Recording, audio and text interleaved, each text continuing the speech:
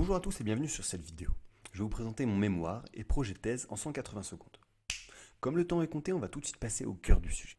Mon travail se concentre sur la problématique suivante. Dans quelle mesure les dispositifs d'évaluation de la performance individuelle influent sur la construction de l'identité professionnelle?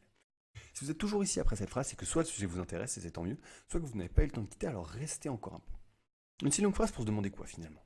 Quelles sont les conséquences sur la sociologie des collaborateurs dans la manière dont on les évalue? C'est tout de suite beaucoup plus clair, mais ça demande encore quelques explications. Tout d'abord, parlons un peu de construction identitaire. C'est un processus de socialisation que chacun vit de nombreuses fois au cours de son existence. Prenons par exemple un enfant. À la naissance, il sera par définition vierge de toute socialisation. La construction de son identité suit l'articulation de deux mouvements complémentaires que sont l'assimilation, c'est le fait d'incorporer les choses et les personnes externes, et l'accommodation, c'est le fait de réajuster les structures en fonction des transformations extérieures.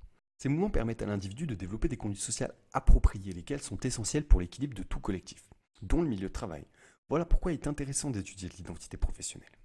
Cette dernière constitue alors non seulement une identité au travail, mais aussi et surtout une projection de soi dans l'avenir, l'anticipation d'une trajectoire d'emploi et la mise en œuvre d'une logique d'apprentissage ou mieux, de formation.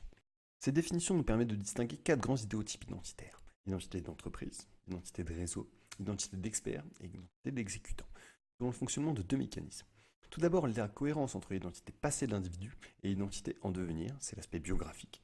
Et enfin, la confrontation entre l'identité pour soi et l'identité attribuée par autrui, c'est l'aspect relationnel. Ce dernier est clé dans notre étude et nous fait revenir sur l'évaluation. En effet, l'évaluation est l'appréciation de la valeur d'une chose. Cette chose étant ici la performance individuelle d'un collaborateur, l'évaluation est par essence la confrontation entre l'image que quelqu'un a de lui-même et celle qu'autrui lui renvoie. Il existe trois grandes formes d'évaluation qui se sont développées au cours de l'histoire.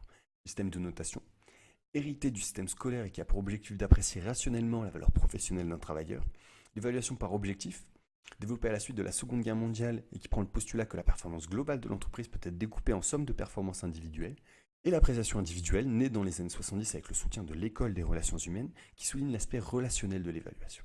Bien entendu, ces formes d'évaluation coexistent en entreprise et il est d'autant plus complexe de les étudier. Notre analyse se fera alors selon trois dimensions de développement d'un dispositif de gestion, la dimension structurelle, la dimension fonctionnelle et la dimension processuelle. Le travail que je réalise actuellement est un sondage permettant de déterminer si les dispositifs d'évaluation que j'étudie sont plus ou moins vecteurs d'identification. Ainsi, ce travail a pour objectif de répondre aux questions.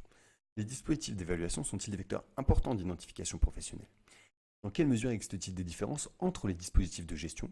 Et dans quelle mesure existe-t-il des différences entre les collaborateurs aux identités différentes? Si cette vidéo vous a plu, je vous invite à la liker, la commenter et ou la partager. Et je cherche une entreprise pour un chiffre dès septembre 2018. Si vous êtes intéressé pour développer le sujet, n'hésitez pas à me contacter.